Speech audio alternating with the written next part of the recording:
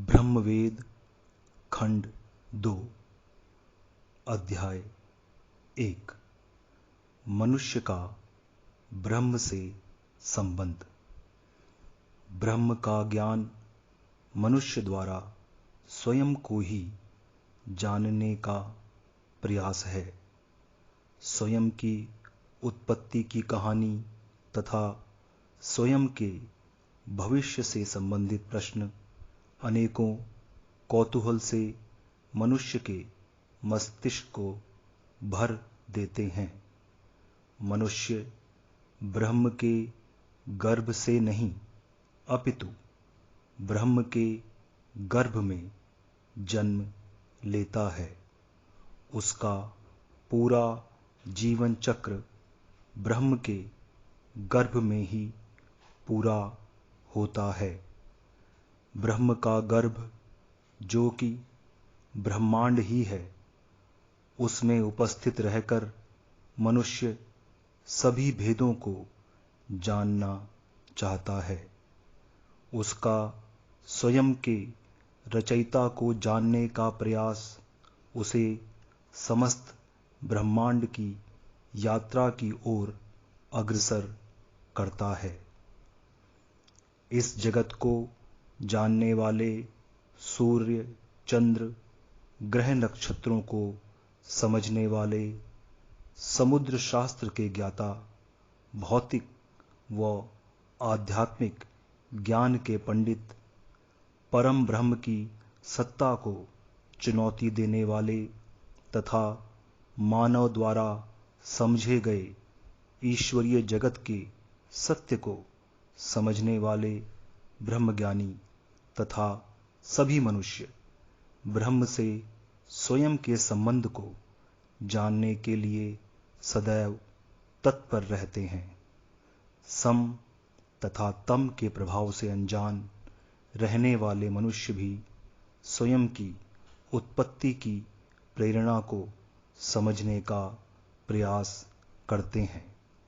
जो प्रयास नहीं भी करते, वो इस जगत के आश्चर्यजनक क्रियाकलापों से अचंभित होकर जिस प्रकृति के रूप को देखते हैं, वही तो ब्रह्म है।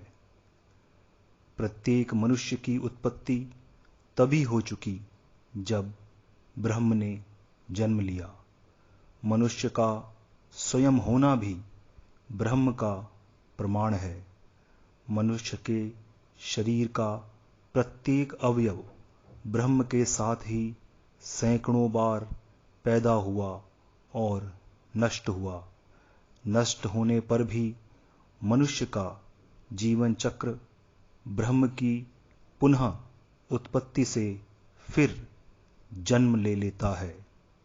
जिस ब्रह्म ने स्वयं से मनुष्य को बांध रखा है, उसके बारे में जानना अत्यंत सुखदायी है।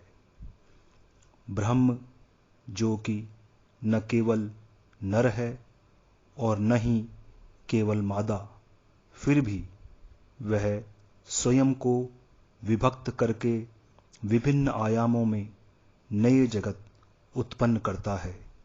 विभक्त होकर जन्मना ब्रह्म का विशेष गुण है। स्वयं को अनगिनत टुकड़ों में बांटकर ब्रह्म स्वयं को उस प्रत्येक अंश में स्थापित कर देता है। मनुष्य उसी ब्रह्म का अंश होने के कारण ब्रह्मांश है। मनुष्य को ब्रह्म द्वारा प्राप्त सभी गुण मिलते हैं। उसमें भी समान रूप से सम तथा तम रहते हैं, परंतु इस पर भी ब्रह्मांश के पास एक विशेष वरदान रहता है जो ब्रह्म को भी प्राप्त नहीं। ब्रह्म जहाँ नियति से बंधा रहता है, वहीं मनुष्य परम ब्रह्म की प्रेरणा से स्वयं को उन्नत कर सकता है। परम ब्रह्म की यह अनुकंपा ब्रह्मांश को ही प्राप्त है। इसी अनुकंपा से ब्रह्मांड के अंश क्रियाशील हो जाते हैं और जगत में विभिन्न क्रियाएं होने लगती हैं। मनुष्य नियति को नहीं भोगता, अपितु वह स्वयं परम ब्रह्म की प्रेरणा से स्वयं को प्रत्येक चुनौती के लिए तत्पर रखता है। यद्यपि तम उसे नष्ट करने का प्रयास करता रहता है, फिर भी मनुष्य परम ब्रह्म की प्रेरणा से स्वयं के द्वारा अर्जित ज्ञान का अनुसरण करके सदैव अपने सम को प्रबल बनाए रखता है। स्वयं के विषय में ज्ञान होना और इंद्रियों को ज्ञान के द्वारा नियंत्रित करना मनुष्य के लिए आवश्यक है। इसके लिए कठोर नियमों का पालन करने की आवश्यकता नहीं। मनुष्य को केवल समय समय पर परम ब्रह्म की प्रेरणा का अनुसरण करना ही पर्याप्त है। मनुष्य परम ब्रह्म के संदेशों को अनदेखा न कर सके, इसके लिए उसे ज्ञान के मार्ग द्वारा अद्वैत में उपस्थित द्वैत को समझना होगा। इसको समझना इतना ही सरल है जैसे स्वयं का स्वर सुन पाना। इसको देखने का भाव स्वयं को दर्पण में देखने जितना सरल है।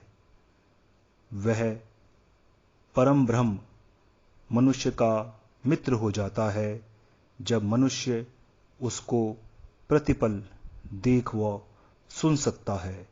ऐसा मित्र सदैव का सहयोगी, मार्गदर्शक व उत्साह को बढ़ाने वाला होता है। जीवन को सहज भाव से जीकर इंद्रियों पर नियंत्रण पाया जा सकता है। इंद्रियां मनुष्य की सहयोगी हैं तथा ज्ञान को पाने में सहायक रहती हैं। अल्प ज्ञान तथा अति उत्साह से इंद्रियों में विकार आ जाता है। विकार के पैदा होते ही ज्ञान नष्ट होने लगता है। फिर परम ब्रह्म जो हमेशा मनुष्य को समर्थन देता है, वह मनुष्य को ना दिखाई देता है और न सुनाई। परम ब्रह्म को साकार देखने का प्रयास साधारण मनुष्य तथा ब्रह्मज्ञानियों के द्वारा सदा से किया जाता रहा है।